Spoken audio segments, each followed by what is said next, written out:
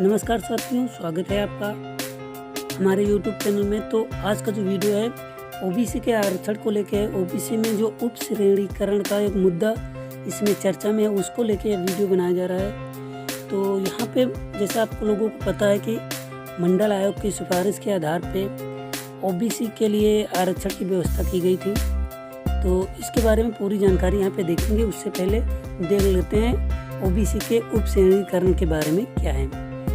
मंडल आयोग की सिफारिशों के आधार पर सरकार ने ओबीसी आरक्षण की व्यवस्था तो कर दी गई, किंतु ओबीसी के ही अंतर्गत आने वाले अत्यंत कमजोर वर्ग के लिए कुछ विशेष व्यवस्था नहीं की गई, जिसका परिणाम यह हुआ कि ओबीसी आरक्षण का अधिकांश लाभ ओबीसी वर्ग से संबंधित कुछ ताकतवर जातियों के पास ही रह गया। दरअसल भारतीय सामाजिक व्यवस्था ही कुछ ऐसी है कि ओबीसी के तहत आने वाली कुछ जातियां इसी श्रेणी के तहत आने वाली कुछ अन्य जातियों से सामाजिक और आर्थिक ही आधार पर बेहतर स्थिति में हैं। इसी स्थिति के मद्देनजर ओबीसी वर्ग के ही अंदर श्रेणीकरण की मांग की गई। वर्षों से ये मांग चल रही थी और देश में कई राज्य हैं जहां श्रेणीकरण की इस व्यवस्था को लागू भी कर दिया गया है। हालांकि ओबीसी आरक्षण से संबंधित केंद्रीय सूची में इस प्रकार के वर्गीकरण की कोई व्यवस्था नहीं है। और आपको बता दें कि आयोग जो 2015 में पिछड़ा वर्ग आयोग का गठन किया गया था, इसने 3 श्रेणियों में ओबीसी को बांटने की बात कही थी: अत्यंत पिछड़ा वर्ग, अधिक पिछड़ा वर्ग और पिछड़े वर्ग। तो इसी को ध्यान में रखते हुए 2 अक्टूबर 2017 को संविधान के अनुच्छेद 340 के अंतर्गत दिल्ली उच्च न्यायालय की पूर्व न्यायाधीश जी रोहिणी की अध्यक्षता में इस आयोग का गठन किया गया था। उप श्रेणीकरण के आयोग के बारे में बात हो रही है यहाँ पे। उप श्रेणीकरण आयोग के वो गठन मुख्य न्यायाधीश जी रोहिणी जी कर रही हैं। और इनमें क्या हुआ है, अभी इन्होंने इसकी डेट बढ़ाने के कार्यकाल बढ़ाने की बात कही थी, मांग की गई थी।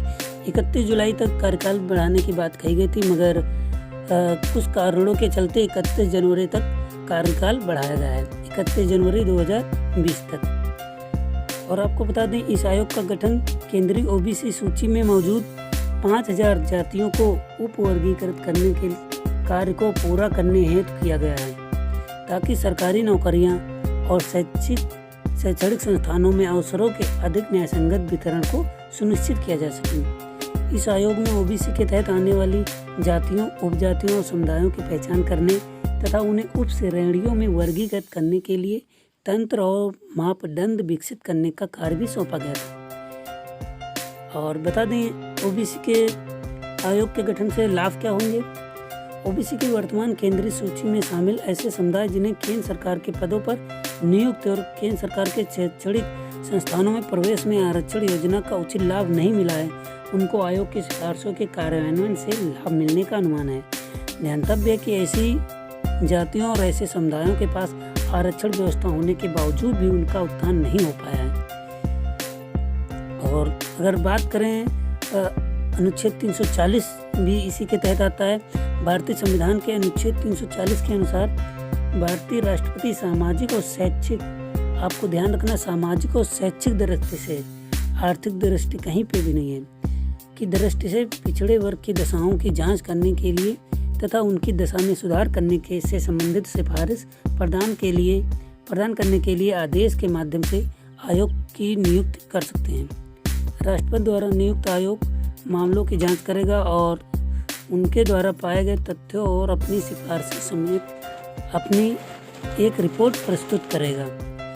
भारत में ओबीसी के आरक्षण पर नज़र डालते हैं, आरक्षण के इतिहास पर नज़र डालते हैं तो 1953 में सबसे पहले कालेलकर आयोग का राष्ट्रीय स्तर पर अनुसूचित जातियों, अनुसूचित जनजातियों और अन्य पिछड़े वर्ग की पहचान करने के लिए गठन किया गया था। तो आयोग ने इनकी पहचान की थी और 1979 में 79 में सामाजिक शैक्षिक रूप से पिछड़े वर्ग की पहचान के उद्देश्य से मंडल आयोग का गठन किया गया था।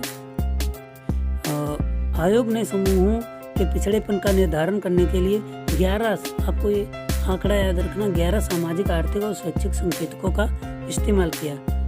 और 1980 में आयोग ने अपनी रिपोर्ट में पिछड़े वर्ग के लिए सरकारी नौकरियों में 27% आरक्षण की सिफारिश भी की है।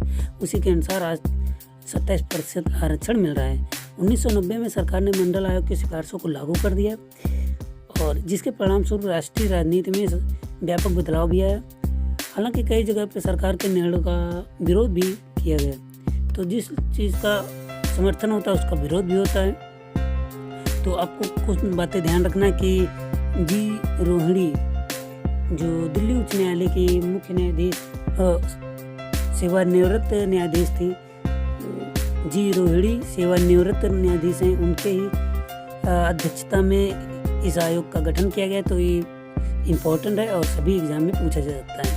और इसकी रिपोर्ट प्रस्तुत करने के लिए 31 जनवरी 2020 तक का समय दिया गया था और मांग की गई थी 31 जुलाई 2020 तक। ये बातें केवल आपको ध्यान रखनी है। और मंडल आयोग आपको पता है 1979 से 1980 में इन्होंने रिपोर्ट प्रस्तुत की। और कालेलकर जो समिति थी उन्होंने 1953 में ओबीसी SC और ST की पहचान की थी। और अन्य राष्ट्रीय पिछड़ा वर्ग आयोग का गठन 2015 में किया गया था। तो इसमें 3 क्षेत्रों में इनको वर्गीकरण करने की बात कही गई थी: अत्यंत पिछड़ा वर्ग और अधिक पिछड़ा वर्ग और पिछड़ा वर्ग। और अनुच्छेद 340 के अंतर्गत आपको ध्यान रखना है कि दिल्ली उच्च न्यायालय के पूर्व मुख्य न्यायाधीश GS रोहिणी की अध्यक्षता में इस आयोग का गठन किया गया है।